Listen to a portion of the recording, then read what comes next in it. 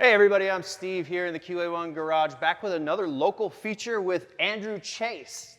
Andrew, tell me, what are we looking at here? Absolutely, yeah. This is a 1949 Oldsmobile mild custom that used to be my father's car back in 1989, and I was fortunate enough to be able to purchase it and find the owner in 2020.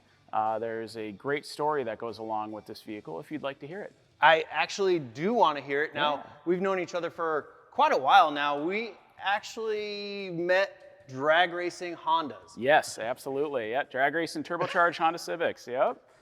We used to drag race Hondas. I mean, I still do, but fair enough. Yeah, why not? But we used to drag race Hondas, and then I had always seen you at different car shows, even like the back to the 50s, the older car stuff. I was obviously there because I had to work, but you were there because this is kind of your jam too. Yeah, absolutely. So I've been going to classic car shows for quite a long time. I've always wanted a classic vehicle, and kind of the epitome, or my North Star, was to at some point find my dad's car, right? Yep. It started with a 1963 Ford Fairlane that I had for a while. I remember that one. Yeah, and it was actually after seeing you, I believe down in Des Moines one year. I was coming back home in the Fairlane, and I go, God, really want to try to find my dad's car. So one thing led to another. I was able to locate some photos of the car from 1991 when my father owned it. And I posted those on the Minnesota Street Rod Association's Facebook site. And I was like, hey, long shot here. Has anyone seen this car? Does anyone know where this car might be? And someone actually dropped a name and said, I think this individual might own it. His name was Ross. Looked him up in the MSRA yearbook. I looked at the cars he owned. 1949 Oldsmobile was on there. And this was it? This was it. Yeah, this was the vehicle. So when you found this car and Ross had the car, was there anything different about it that you didn't remember when you were a kid driving around with your dad? Yeah, absolutely. The paint immediately was different. When my father owned it, it was all red. And I have Cadillac taillights on it that Ross installed. He did the flames, and the interior was completely different. When my father owned it when I was just a little kid, back when we'd cruise to Porky's and stuff, it was all cloth interior. And since then, it has tuck and roll interior now and a couple other things here and there done to it. But outside of that, it is the exact same vehicle, which is pretty cool. This is the story of it, of riding around with it and your dad having it and everything. It's got to be just something really special to have. Every time I get in the car, I get goosebumps, right? Because unfortunately, neither of my parents are here anymore. And every time I hop in it, I have just a little piece of him with me all the time, right? And like it's a feeling that I can't really put into words. And I just know how happy, hopefully, my dad would be that I purchased the car and I'm able to cruise it and put my own touches on it, do a bunch of work to it, upgrade the suspension that I know we'll get into later with QA1 coilovers and a couple other parts. And the thing rides like a dream.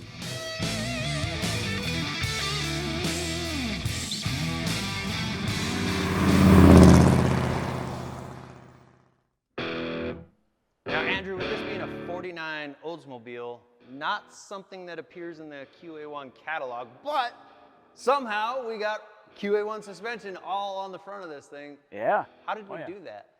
Yeah, so fun quick story. So back in the day, right, swap kits, things of that nature, to be able to put V8s in cars wasn't as common as it is today, right? So a lot of the times what would happen is people would take the front ends off of, say, Camaros, for example, and kind of graft them into the body of this vehicle, and that's exactly what's on this. First gen Camaro? Yeah. That's in the catalog. It sure is, 67 to 69. Yep. With that information, we were able to do a little bit more research and figure out that the control arms, uppers and lowers, along with the coilovers, fit this thing perfectly. And so we were able to get it outfitted with that and a bigger front sway bar, and the thing rides like a dream. I couldn't be happier. And I remember when you called in, you weren't sure if something had been swapped on. It looked like it, but we couldn't really tell. So I sent you some drawings of the dimensions of our control arms, and we nailed it down. First gen Camaro. Yeah, first gen Camaro, everything's set right, and it got aligned and was absolutely perfect. The thing drives straight as an arrow, and I couldn't be happier with how the suspension works. And I've seen you drive quite a ways. And what's the furthest you drove this thing for an event? Des Moines, Iowa is the furthest this thing has gone, and it didn't skip a beat as far as the suspension's concerned. It just cruises perfectly there and all the way back. So, and I could take it a lot further if wanted. Who knows, maybe next year that might happen. But the plan is to just keep driving it and keep piling the miles on. Now, we talked about the front suspension and what that does for you when you're cruising down to Des Moines, Iowa. Yeah. It also has QA1 rear suspension.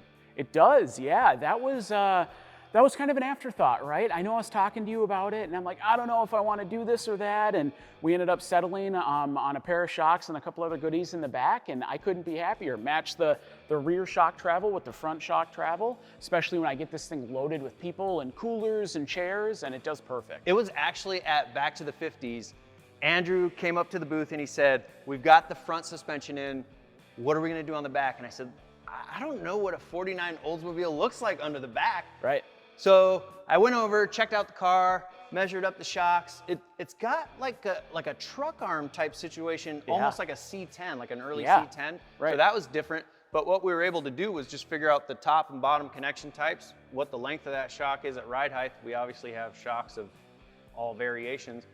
Put those in there, and now it's just QA1 ride quality all the way around. It is perfect. And like I was telling Steve, if I want to load people in this thing or coolers, I can turn up the compression in the shock a little bit. I don't lose any travel, and the thing rides just like it would if it was empty. It's one thing to put stuff on a car that's in the catalog, but that challenge of, how do we do this? Right.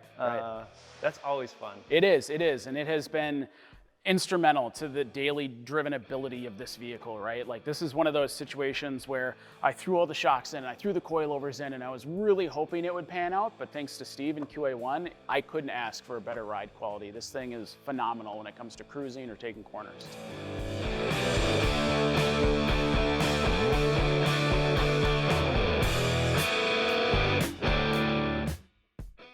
Andrew, we appreciate you bringing this cool car by. I know you're involved with the local car scene. I've seen you at, obviously, the import drag races. I've seen you at the hot rod things, Back to the 50s, drift events. I've run into you at drift events. And from what I hear, you've taken a role at your job kind of into the culture of cars and things. Tell us about that. Absolutely. So with Best Buy, I run what is called the Best Buy Auto Club Focused Inclusion Network. And what that is, that's about 500 members across the United States. Some work at Best Buy corporate, some work in the stores, some work in the warehouses. And we're all together to share our love and our passion for automobiles, for trucks, for motorcycles. And we just get together and we network, we meet new individuals, just again, around the passion and the hobby of auto sports, which is really good. Well, I think we are getting close to my favorite part of these features, and that's definitely to go drive it. Ooh, I love it. All right. You want to drive or you want me to drive? There is a little bit of rain today, but Andrew, he said, hey, we're only here once. Go out and drive it, right? Let's get out and have some fun. Let's go. Cool.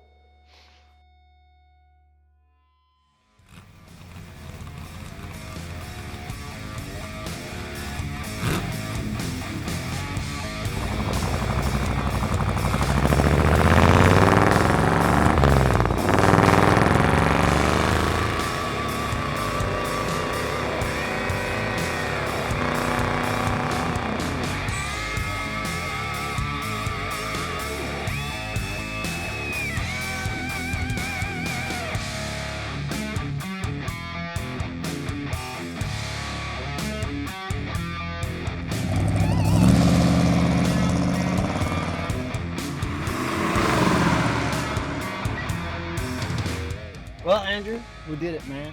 We did. Awesome job. We appreciate you bringing this by, showing it off, telling the story. There's only one thing left to do, really, is autograph the driveway, if you will. Absolutely. I'd love to do that. All right. Thank See you so next much time. for having me. No problem.